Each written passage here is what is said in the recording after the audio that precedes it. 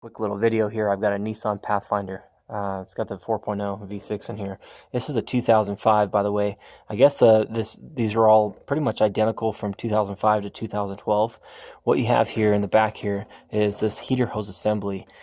This thing here, it actually disintegrated on me, and I don't know if it was from somebody using bad coolant in here, but I was trying to bleed the heater core of the air bubbles, because there's air bubbles in there in the wintertime. You know, you'd be able to, when you're sitting at idle, you guys probably already know it. And but if you're ever doing that, like I did when I was trying to pull off this rubber piece, I got that clamp out of the way, and then as I was trying to pull it off, the thing just crumbled. It just broke right off. So that little nipple, and then I couldn't fix it. I tried to wrap it with some stuff. It's really tight back up behind here.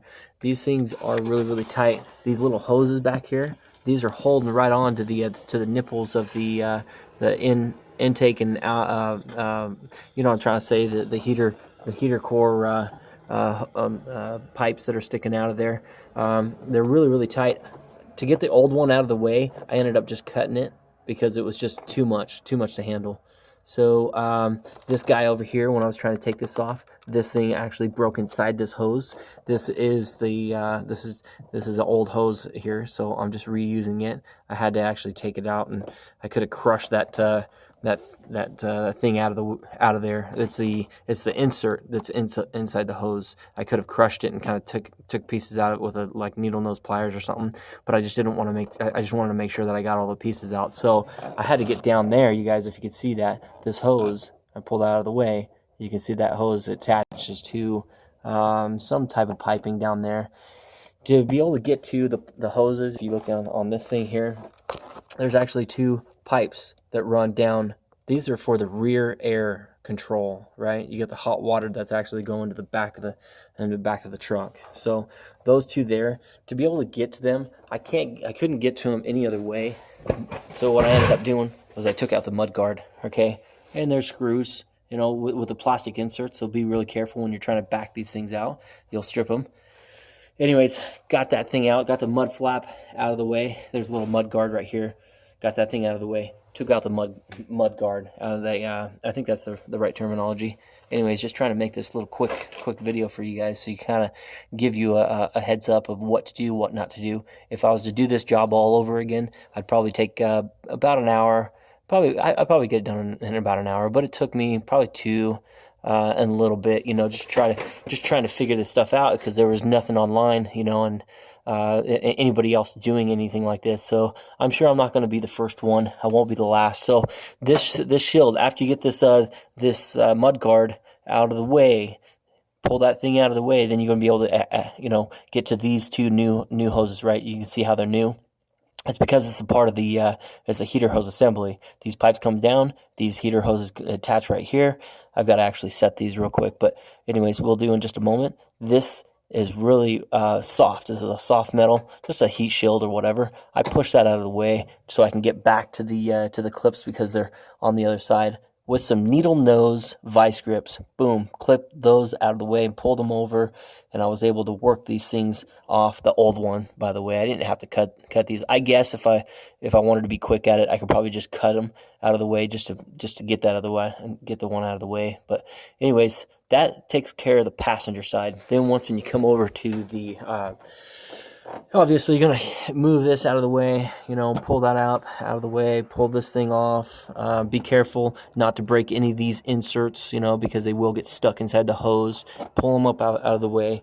You can see this hose is a part of the heater hose assembly. On this side, you guys, if you take a look close there, you can see how it's going back around the motor. Okay, comes around on this side. With the heater hose assembly that I bought, it actually came with an electronic valve. I took it. I just opted in to utilize the old one. This is what I got. So I'm using that. Using just the maybe, I don't know. It's probably the original one that was on here. But what I ended up doing was just taking that clamp off back there. If you can see, I don't know. Anyways, take that clamp off of there. There wasn't a whole lot of, by the way, there wasn't a whole lot of antifreeze that came out of this thing, just because it probably leaked down a little bit too. But I've got some cardboard underneath this truck here, and just underneath this Pathfinder, just trying to catch some of the mess. And I got a bucket over there, as you guys can see, just trying to catch any residual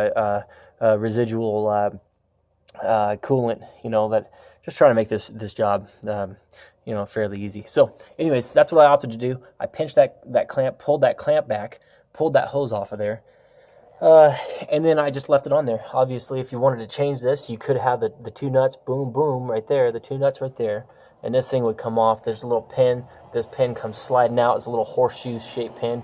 Pull it out. I just set it up on the top there just so I wouldn't lose it. Pulled that cable off, and I don't know. Anyways, if you want to go about like I did, just go ahead and leave it on. Kind of contradiction myself, but anyways, just giving you an idea of how this will go. Like I say, if I was to do this again, it'd probably just take me an hour to do. Really pulling that mud guard out of here, out of the wheel well. It was nothing. I mean, pulling it up.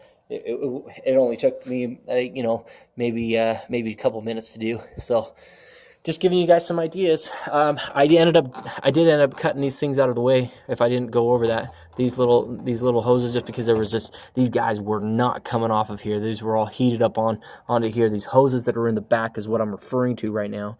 The hoses that are in the back of this heater hose assembly, they're small. I mean, maybe 2 inches, and the majority of that is covered up with the nipples that are coming out of the wall.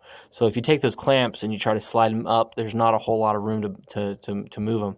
So I ended up just taking a hose cutter and just getting on it and just cutting it out of the way.